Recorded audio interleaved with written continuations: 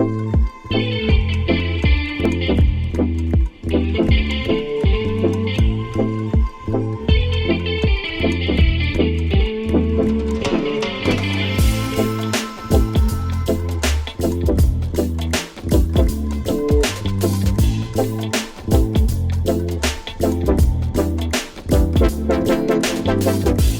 evening, awesome saucers. Welcome again to another day in the backyard apiary. What we're going to be doing today is explain to you how we pretty much build back up or strengthen our colonies after the rainy season. First, let me just start out with giving you kind of the backstory of what I've seen since the beginning of November. Alright, so our rainy season pretty much took place there about late October. The bees would not be able to go out, forage any food, whether it be pollen, whether it be nectar, right? So whatever stores they had during that rainy season, that's what they had to rely on. After the rainy season, what I realized is that all of them pretty much dropped back in terms of population. I was seeing where most of them were now banking on some of them were banking on 2 frames of brood, 3 frames of brood, and the most I saw was really 4 frames of brood. They really shut down their laying once the rainy season kicked in and kind of just slowed them down. What I tried to do, once I saw that all of them were pretty much reduced to their about 2 to 4 frames of brood, I said, alright, I need to get these guys up and running, because from my understanding, my area, most of the trees in terms of logwood are the really early starters of the season. They usually start somewhat late December, early January, thereabout, and they'll usually bloom twice, so you find that they might bloom again early February. So I needed to kickstart all of my hives and get them up to strong population before December, right? Or before mid-December really. So what I did was, as soon as the rainy season stopped and I was able to go into the hive and see that reduction, I gave them pretty much every one of the production hives got a gallon of sugar syrup. Now that sugar syrup was a 1-to-1 sugar syrup, where I put 1 part sugar, 1 part water. In that total amount that I mixed, I had some honey that I was storing up, that I used to actually supplement them with feed and all of that. So I added 2 cups of honey to that portion of sugar syrup that I mixed. So all in all, it was there about all the production hives, that's 10 gallon. So I put 2 cups of honey into that. So ideally the solution no longer is a 1-to-1 sugar syrup, because it got that concentration of honey in there that would probably spruce it up to a little bit more to the sweeter side, right? So that's what I did right off the bat. I gave them all 1 gallon. Came back a week after that to see how they were looking, and what I realized, all of them that were pretty much slowing down, they started now to increase the number of brood. So after that 1 week, I was seeing where most of them now stepped up a little bit. They were at, I think the least I saw was 3.5 frame of brood, right? So all of them kind of moved from the 2 to 4 now to 3.5 to they're about edging to the 6. Now the second time around, this after the first feed, I wait a week, inspect them, saw that result. What I did next was to feed them some more sugar syrup, but I didn't go that level of concentration again. This time I reduced the amount of sugar syrup that I gave them, as well as decrease the ratio. So this time I went and gave them 1 part sugar to 1.3 part water. So everybody got there about half gallon on the second week and they got a lighter concentration of sugar syrup. After looking back at them on Friday, all of them grew. I'm now seeing where the least amount of brood frame they had was 4.5.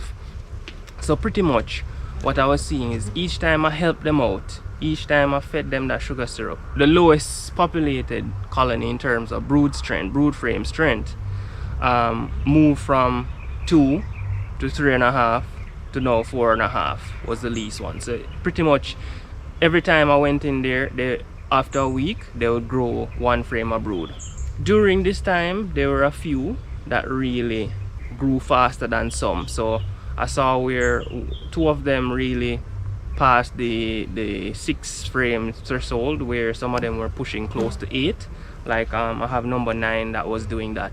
So what I did was to slow that hive down by pretty much taking a frame of brood from that and giving one of the weaker colonies in terms of brood frame strength, right? So that frame went to pretty much number 10. All right, so number 10 now would have become a 6 frame brood colony, as well as number 9 would be reduced from a 7 to a 6 frame. And that's pretty much what I did on Friday, just to go through, see how much they grew, took off strength off of whichever ones I saw that was getting too strong. Today they'll be getting pretty much a similar situation as the second round, where it's they might not get half gallon, but they'll get a little bit less than half gallon, and it's the same concentration, 1 part sugar to 1.3 part water. This time I don't have any honey to put in there because I kind of ran out, so that's all they're going to be getting. The good thing, what I realized from Friday, is that they're getting a lot of pollen, and this is something I've recognized in my area. Whenever the rain has come, the rainy season, or any rain has fallen for a duration of a time, like probably 2 or 3 days, what happens is that all the bushes and the wild herbs and wildflower in the area, they always start to bloom like probably 2 weeks after. So that's what's happening right now. After the rainy season, I'm seeing where they're actually collecting a lot of pollen. Now I'm not seeing that outburst of pollen collection in all of them. Some of them might have, I think the highest I saw was probably a 2.5 frame of pollen, right? But they did have pollen scattered throughout the hive on some frames. But you'll find those odd frames that probably have half amount of pollen, or 1/4 amount of the frame is pollen. So I know pollen is coming into the hive. So situations like these, I don't need to provide them with a pollen substitute or a protein substitute. All I need to do is just help them with the carbohydrate source, which is the sugar syrup. The reason why I'm mixing the sugar syrup such a light consistency is that I'm trying to mimic what the consistency of nectar is when it's coming in the season, right? Nectar when it's coming in is very light, and they pretty much do the work in terms of reducing moisture to create the honey. So feeding them that light sugar syrup somewhat mimics. It may not be the same thing, because nectar might have other nutrients in there, and it might be an actually lighter solution, right?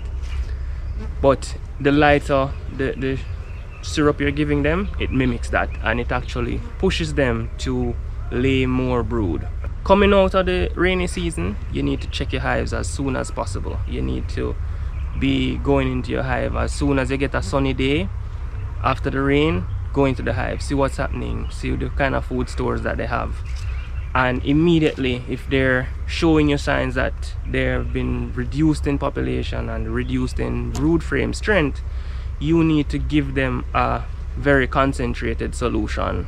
You don't want to give them the light solution at that time when they're just coming out of the rainy season. You want to give them a nice sweet concentration. So anything above a 1:1 is ideal, and that's what I tried, and it seemed to work.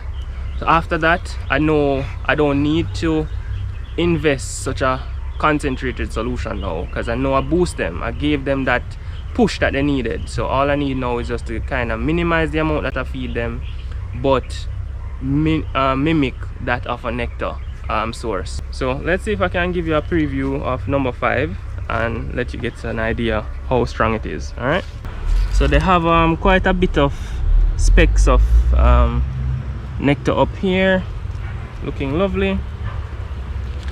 And one thing to note is that all the hives that are doubled up right now. They have 8 frames up in the top with the feeder, and they're all built out to some portion. Alright, so we're seeing nectar in this. It has a little weight to it, so that means I know there's decent amount of nectar to it. Right, so this one as well have a decent amount of weight to it, and we can see the little specks of nectar in the bottom of the comb or the bottom of the cells. So we know that they have been bringing up the sugar syrup that I've been feeding them up here. All right, so I'm going to show you something I'm going to be trying out is using a cloth to kind of minimize the aggression of the hive. So while I'm going through the hive, I'll have that cloth over some aspect of the colony. So that means I can go through this section without getting any aggression from the front section. All right, so that kind of minimize having this kind of cover cloth when you're inspecting is, I've realized from a little bit of research and watching other beekeepers around the world, I recognize it's something that helps them with the aggression issue. So first frame out, what we're seeing is a lot of pollen. So they've brought in a lot of pollen to the back. In the middle section, it's open brood. I don't know if you can see the little white specks. Those are actually larvae developing. All right, on the top section you'll see where there's a nectar arch. All right, so that's a lovely sign you want to see in the hive. You want to be able to see a nice nectar arch on all of the frames, or most of the frames, I would say, not all. And you see we're not getting that level of aggression from them. This frame feels fairly heavy from looking at it. It's a nice frame, completely built out, completely brooded out as well. So this is how this queen has been performing, a very prolific queen. All right, so as I said, as we move along, we can open up the area a little bit more. Granted, it's going to slow you down a bit, but if you want to go through the hive peacefully,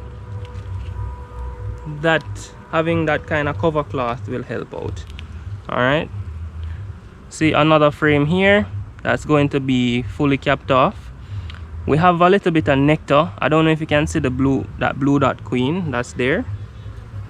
I'm gonna zoom in a little bit. Hopefully you can see her. Yeah, now what we're looking at here, foundation sheet that was given to them, completely built out, completely brooded out, top to bottom. Same thing on this side. Yeah, so we know these girls have been doing some work with the foundation sheets that I've been giving them, so we have nothing to worry about this hive. And this have a lot of pollen in there at this side, so that's what I was talking about. I don't know if you can see the top right section. That's a lot of pollen, and this is feeling heavy, so we can assume it's gonna be a similar feature. Yes, so that's 5 frame. So 5 frame of brood, guys. Queen is laying very strong. Let's see what's on this frame. So this was another foundation sheet that I gave them. As you can see, built out. Not seeing a lot of eggs in this on that side. So they built this out. The queen probably haven't reached over here. She's pretty much in the hive on one of the frames to the back. So she's currently, it seems she's more to the back right now, but as she moves forward and start laying again, she over this side, she'll probably lay in that, because only some aspect of it I'm seeing where pollen is being stored in it. So it looks like they're bringing the pollen in the back section where there's a lot of brood, and leaving the front sections open for the queen. I don't know, I could just be speculating there. All right, so this is a pollen frame with some aspect of stores in there. So that's what it seems as if that the queen has pretty much stuck to the back section of this hive in terms of where she's laying. Right, don't know if there's a specific reason for that. This hive does get full sun, and the back section is really the section that's a little bit more shaded. So I don't know if that's the reason why. So this frame, see a little bit of stores are back here. So here's what we're going to do. This frame, we're going to be taking this frame and put it up to the top section. So we're gonna shake off these bees. So this frame is going to go to the top. And you might ask, why did I shake it off? Is because I'm using a queen excluder on this hive, and what is going to happen is that there may be drone bees in this colony on that frame because it have food on it, and I don't want to put the drones above the queen excluder because they won't be able to pass through it if they want to go out and do any form of mating. And this is the calm hive, so I want these drones to be free if you understand what I'm saying. I know the cluster of the bees is pretty much here. The queen is on this frame right now. I know the frames that are in this section are more capped brood. As you can see, that one that I took out there is fully capped out. So I know a lot of nurse bees are going to be coming from that frame. So what I'll be doing is I'm going to be putting the foundation sheet right here, or the frame with the foundation right here in the center of the cluster. And I think I'll get decent results in terms of them building out that foundation, given that it's there. 5 frame of brood, decent stores in there. I'm going to supplement them with some feed again to kind of top them off and get them stimulated to build this foundation that I gave them. So now the last thing we're going to be doing is dropping some feed in this colony. So what we do is we have our container with the sugar feed. We come in and we just drop it in. We don't want to splash all over the place, because the more you splash, the more you promote rubbing and all of that to take place. So that's one.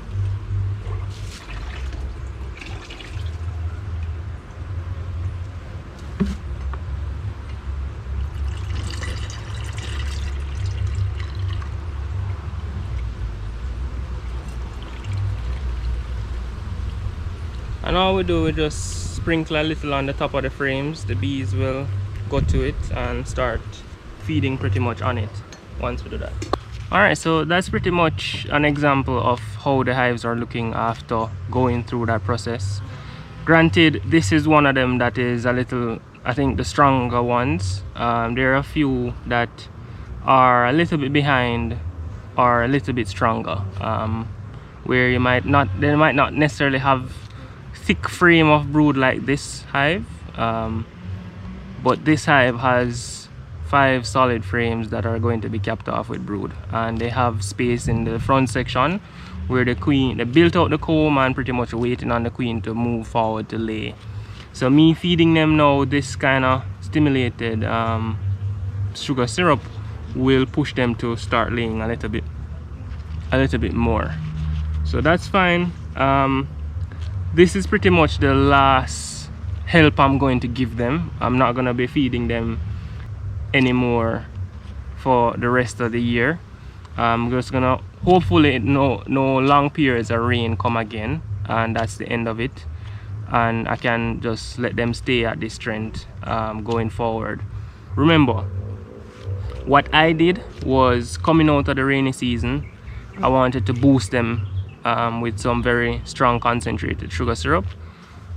So I gave them a little bit over 1:1, which is 1 part sugar, 1 part water, with a little 2 cups of honey in the total solution. Gave everybody a gallon. That's the first treatment. The second treatment was a week after. Pretty much gave everybody half gallon, but a lighter concentrated syrup. They're about a 1 part sugar to 1.3 part water. Didn't include any honey that time because I didn't have it, but if I had it, I would have put it in there. And then now the third time, which is today, is I'm gonna give them a little bit less than a half gallon of this similar solution as the second round. So 1 part sugar to 1.3 part water. As usual, guys, thanks for tuning in. Your time was greatly appreciated. Just want to implore you to give the video a like, share with your friends, and hit that subscription and notification bell so you can see when new videos come out. Enjoy the rest of your weekend and upcoming week, and peace out.